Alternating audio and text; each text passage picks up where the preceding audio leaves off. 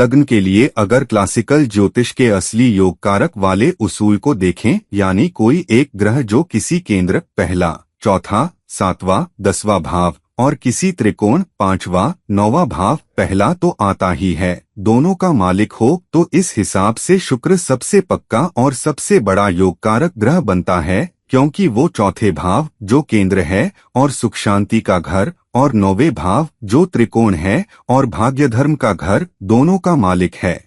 ये संयोजन बहुत दुर्लभ और बहुत शुभ माना जाता है।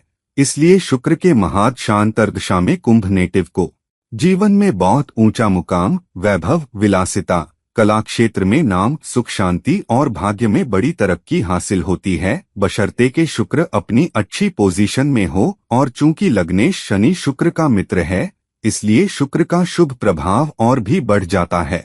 इसके अलावा गुरु जो दूसरे भाव धन, परिवार और 11वें भाव लाभ का मालिक है, दोनों ही शुभ भावों धन और लाभ का स्वामी होने के कारण बहुत फायदेमंद है। और शनि से दोस्ती के कारण वो कमाई, बड़े फायदे और परिवार सुख में बहुत सहायक साबित होता है। हालांकि वो किसी केंद्र या त्रिकोण का मालिक नहीं, इसलिए उसे योग कारक नहीं माना जाता, मगर उसकी अहमियत कम नहीं होती। अच्छी पोजीशन में वो करोड़पति बनने की पूरी सलाहियत रखता है। मंगल जो तीसरे भाव सहोदर, हिम्मत और 10वें भाव केंद्र कर्म का मालिक है, 10वें भाव के स्वामी होने के कारण करियर में इज्जत, नेतृत्व और ताकत देता है, मगर शनि से दुश्मनी के कारण और तीसरे भाव के मालिक होने के कारण मेहनत, सहोदरों में टेंशन और हिम्मत भरे कामों में चुनौतियां भी लाता है। इसलिए उसका फल मिला जुला रहता है और वो योग कारक नहीं माना जाता। बुध जो 5वें भाव त्रिकोण और 8वें भाव मारक का मालिक है, 5वें भाव के स्वामी होने के कारण बुद्धि, प्रतिभा और संतान सुख देता है, मगर 8वें भाव के मालिक होने के कारण अचानक संकट, देरी और नुकसान भी लाता है। और शनि से उसका रिश्ता न्यूट्रल है, इसलिए उसका असर पूरी तरह उसकी पोजीशन पर निर्भर करता है और वो योग कारक नहीं, क्योंकि वो किसी केंद्र का मालिक नहीं।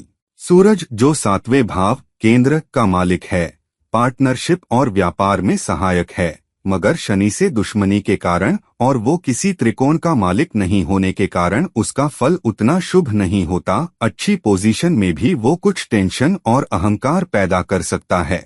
लग्नेश शनि खुद पहले भाव जो केंद्र भी है और त्रिकोण भी और 12वें भाव व्यय का मालिक है। पहला भाव होने के कारण उसकी अहमियत बहुत ज्यादा है और वो इंसान को अनुशासन, धैर्य, लंबी उम्र और सामाजिक प्रतिष्ठा देता है, मगर 12वें भाव के स्वामी होने के कारण खर्च, नुकसान और विदेश यात्रा में परेशानियां भी दिखाता है, इसलिए उसे योग कारक नहीं कहा जाता। हालांकि लग्नेश होने के नाते उसकी स्थिति बहुत अहम होती है और उसके महाद शांतरदशा में नेटिव की जिंदगी की पूरी दिशा तय होती है, खासकर जीवन में धीमी लेकिन पक्की तरक्की देने के लिए वो जाना जाता है। चंद्र और गुरु के बीच कोई खास विरोध नहीं है और चंद्र 6वें भाव शत्रु रोग का मालिक है, इसलिए वो बहुत अच्छा नहीं माना जाता, क्योंकि 6वां भाव दुश्मनी और बीमारी का घर है और वो किसी केंद्र या त्रिकोण का मालिक नहीं। चूंकि कुंभ राशि का पक्का और सबसे बड़ा योग कारक शुक्र है और लग्नेश शनि उसका मित्र है, इसलिए इन दोनों की स्थिति, बल और डिग्री ही नेटिव के भाग्य, सुख शांति, वैभव और जीवन स्तर का असली राज होती है।